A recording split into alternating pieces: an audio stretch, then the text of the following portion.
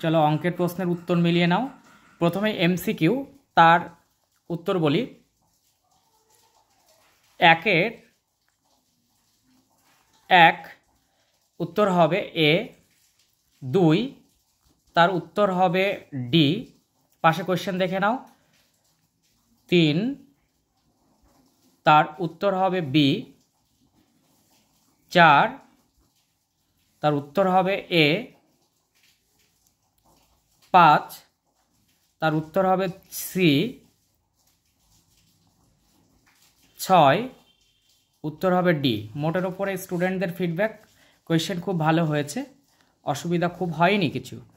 2 দাগ শূন্যস্থান পূরণ, তো তার 1 উত্তর হবে 3, 2 তার উত্তর হবে সমূল চক্র, সমূল চক্র বৃদ্ধি। তারপরে 3 তার উত্তর হবে সমানুপাতিক।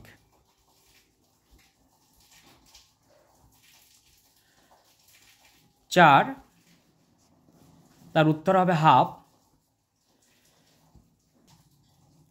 5 তার উত্তর হবে 3v বাই পাই আর ক্যাপিটাল লেটার আর স্কোয়ার। 6 তার উত্তর হবে 22। এরপরে আমরা যাচ্ছি সত্য মিথ্যা। 3 দাগ, তার 1 উত্তর হবে সত্য। কোথাও কোনো ত্রুটি থাকলে অবশ্যই কমেন্ট বক্সে লিখো। 2 তার উত্তরটা হবে সত্য।